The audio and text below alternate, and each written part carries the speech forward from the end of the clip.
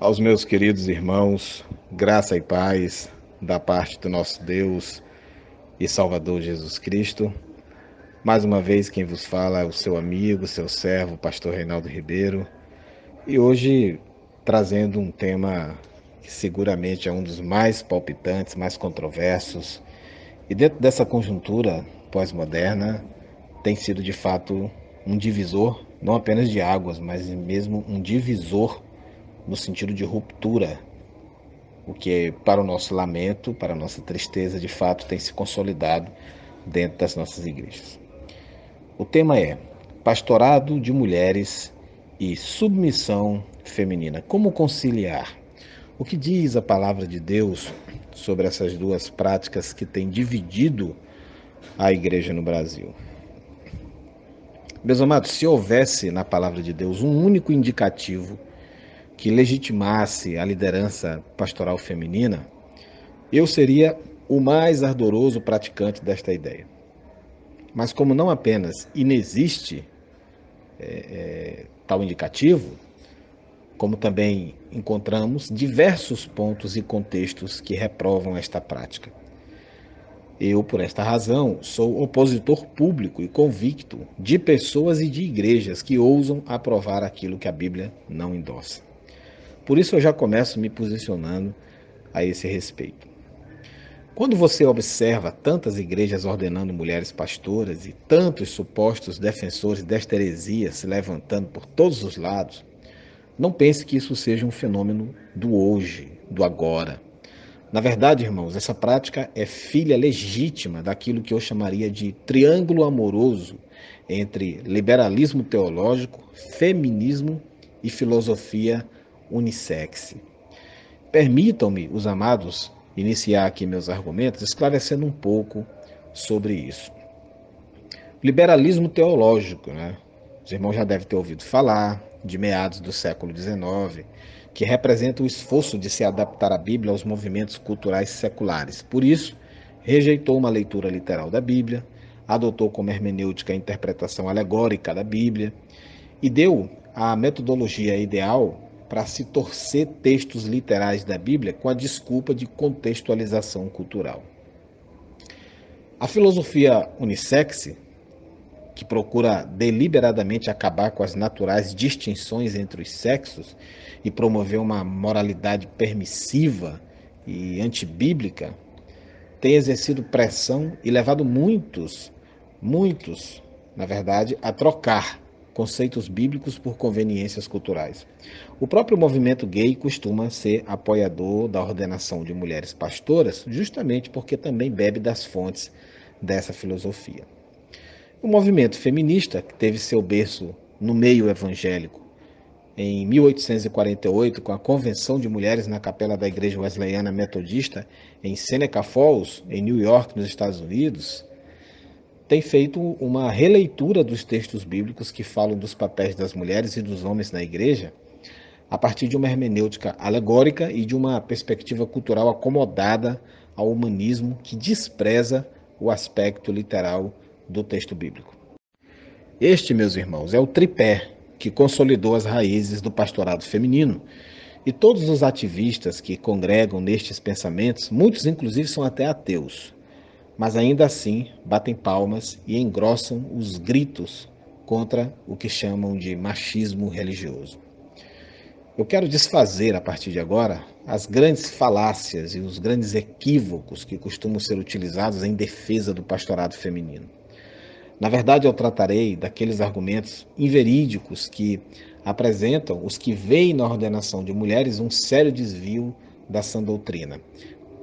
E quais são esses argumentos? Em primeiro lugar, argumentam que quem é contrário, aqueles que se posicionam contra o pastorado feminino, são machistas. O que é uma terminologia indevida, inventada pelos antibíblicos movimentos feminista e unissex, para rotular homens que praticam violência contra as mulheres ou os que as menosprezam. Porém, meus irmãos, esse nome ele é impróprio, porque machismo significa algo próprio dos machos, é algo relativo aos seres humanos do sexo masculino.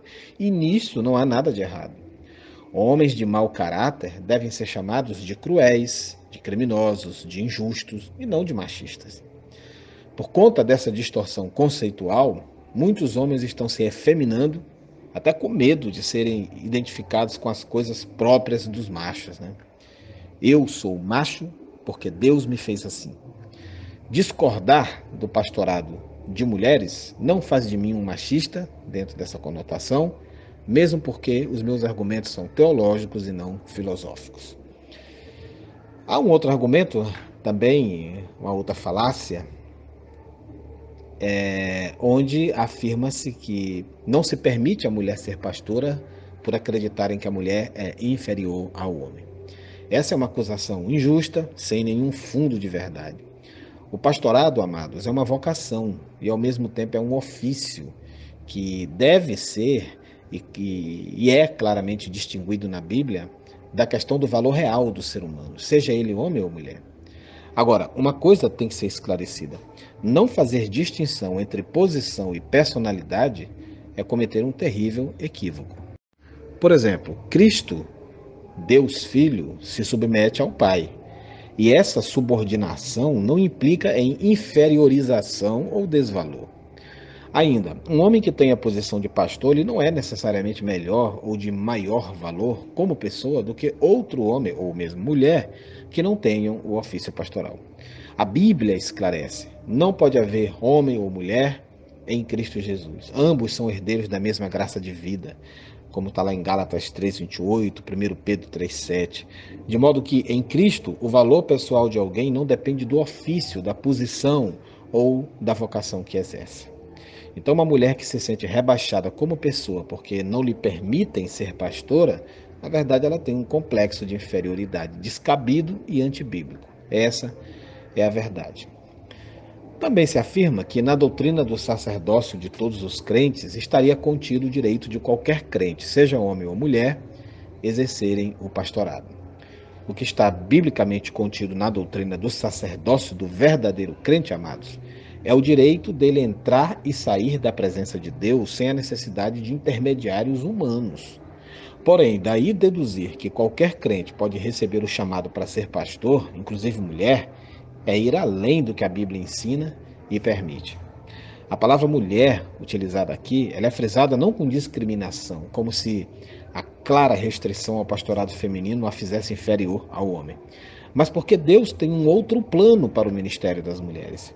Isto visto na Bíblia, nas claras omissões de Deus convocar mulheres para a liderança sobre os homens, e das inequívocas restrições que faz à possibilidade de uma mulher ser pastora. Não só em não mencionar um só caso sequer de mulher pastora, como através de mandamentos explícitos, tais como o que está em 1 Timóteo 2, de 11 a 14. Não permito que a mulher ensine e nem exerça a autoridade de homem. A maneira como Deus organizou a cadeia de liderança entre anjos e homens não é baseada no valor pessoal intrínseco de nenhum dos contemplados com esta ou com aquela vocação, e nem no privilégio sacerdotal do advento da nova aliança, de se poder entrar na sua presença em livre intercessão. Ou seja, Deus decidiu soberanamente e por pura graça quem seriam querubim, quem seriam apenas anjos, quem seria o cabeça do lar, quem se submeteria ao cabeça deste lar, quem lideraria a igreja e quem se submeteria. 1 Coríntios 11, de 3 a 9, também 14, de 34 a 35, são leituras importantes para se compreender isso. De modo, amados, que o fator liderança-submissão e a escolha de um dos sexos para vocações específicas, do ponto de vista divino, em nada depende do valor pessoal intrínseco e nada tem a ver diretamente com o sacerdócio do crente sob a nova aliança. Mas depende da escolha soberana do nosso bondoso e eterno Deus. E quem aqui possui uma mente superior para questioná-lo quanto a isso? Resumindo, um dos requisitos para ser pastor é fazer parte do sacerdócio real, ser crente. Todavia, não basta isto. O candidato deve estar na categoria que Deus escolheu para o pastorado ou liderança da sua igreja na terra. Usa-se também muito o argumento de que, embora a Bíblia não diga nada diretamente a favor do pastorado feminino, ela também não diz nada contra. As feministas cristãs que lutam pelo pastorado feminino acham que têm esse direito baseadas neste argumento que em teologia nós chamamos de argumento do silêncio. Ou seja, na verdade, adotar esse argumento é agir de modo preconceituoso e arbitrário, rejeitando por interesses pessoais, antibíblicos, um outro argumento, que embora também seja baseado no silêncio, ele é muitíssimo mais forte e superior que o argumento anterior, meus amados. É muito indicativo de que o pastorado feminino não é o plano de Deus para as mulheres. E isso digo pelo fato de que a Bíblia não registra nenhum caso de mulher em função de liderança eclesiástica sobre homens. Tais como matriarcas das 12 tribos de Israel, e Jacó tinha uma filha, mas tinha 12 filhos, e Deus escolheu somente os 12 filhos. E se isso é machismo, e as feministas o veem como uma injustiça, então terão de explicar essa deficiência de Deus.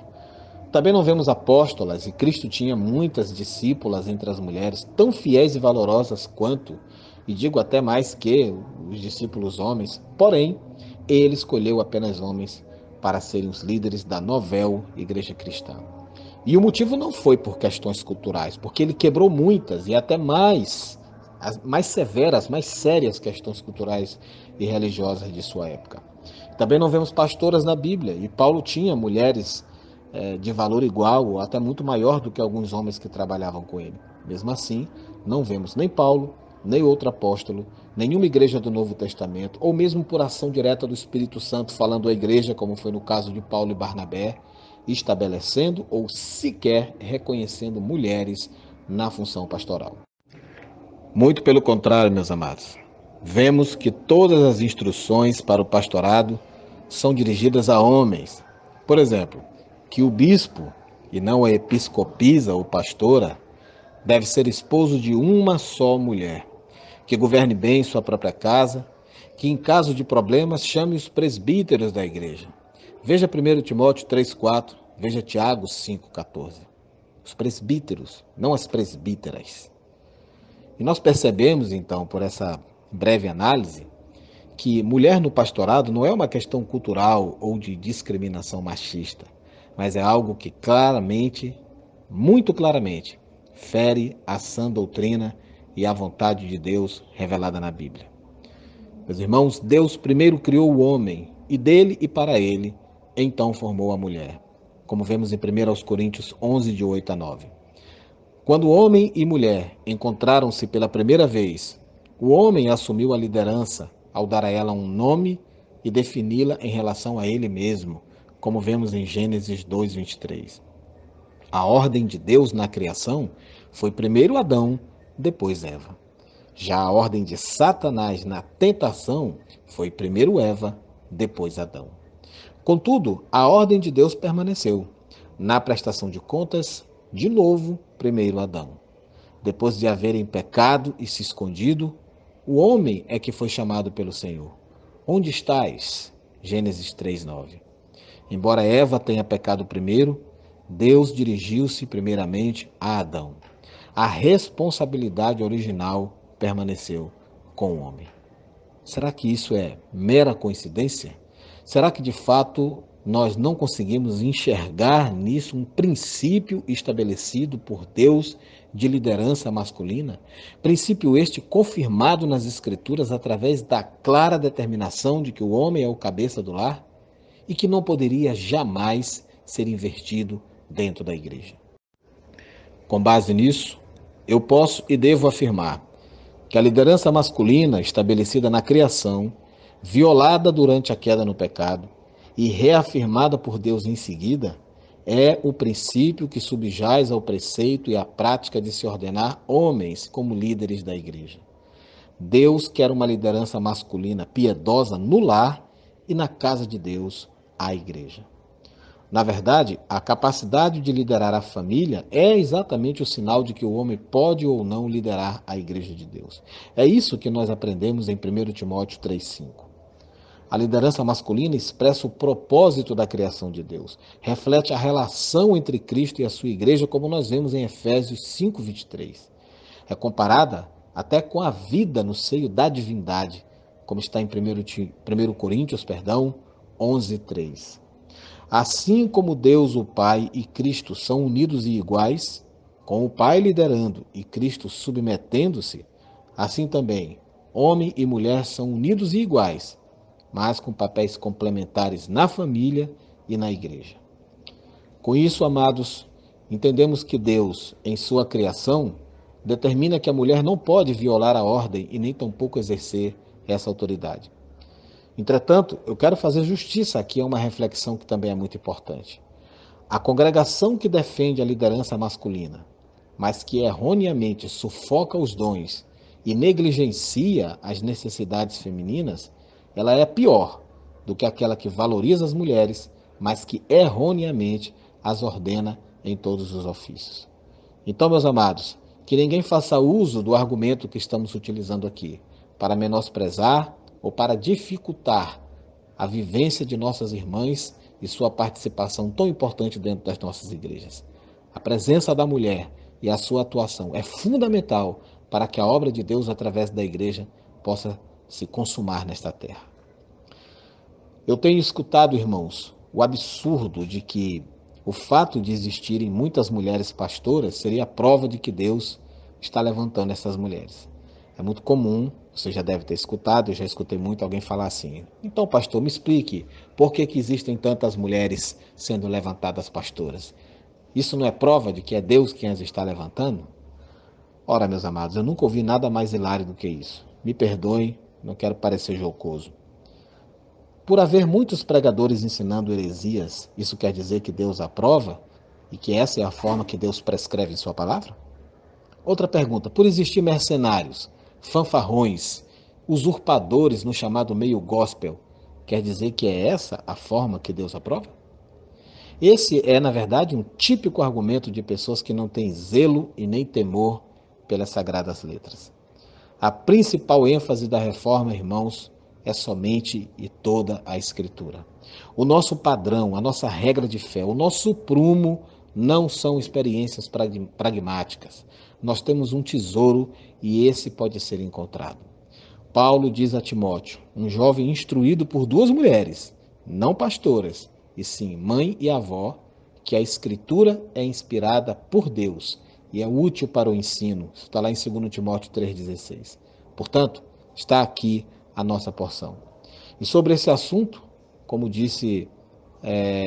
muitas pessoas, têm dito, nós não vemos respaldo bíblico que possa sustentar. Nós não podemos forçar o texto e mesmo esse tipo de verso que são usados por tantos, inclusive pastores, para que se tenha a partir daí a ideia de que essa interpretação seja acertada acerca do tema. Mesmo assim, de uma forma isolada, nós não podemos construir nenhum tipo de doutrina em cima disso. Então, meus irmãos, a título de finalização, fica a pergunta que não pode calar: como tratar essa figura de pastora na igreja? Nós devemos rejeitar tudo aquilo que a Bíblia rejeita. Como um pregador da palavra, eu me submeto às Escrituras e eu não tenho dúvidas que toda mulher possui um lugar muito nobre no corpo de Cristo. Afirmar que a mulher não deve ser pastora não quer dizer que elas não podem servir e nem que Deus não derramou dons sobre elas. Existem 6 bilhões de pessoas nesse mundo e provavelmente 2/3 dessas pessoas não foram ainda alcançadas pelo Evangelho, sendo que provavelmente 75% delas são mulheres e crianças com menos de 15 anos de idade.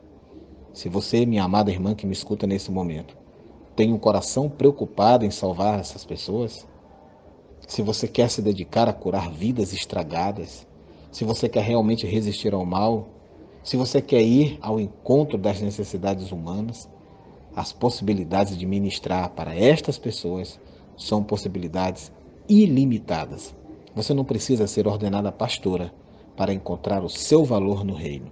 Vá e conquiste essas almas para Cristo. E deixo para a nossa reflexão uma última porção da palavra de Deus. Quero, porém, que saibais que Cristo é a cabeça de todo homem, o homem a cabeça da mulher e Deus a cabeça de Cristo. 1 Coríntios 11:3. Um grande abraço a todos e que o Senhor abençoe as nossas vidas.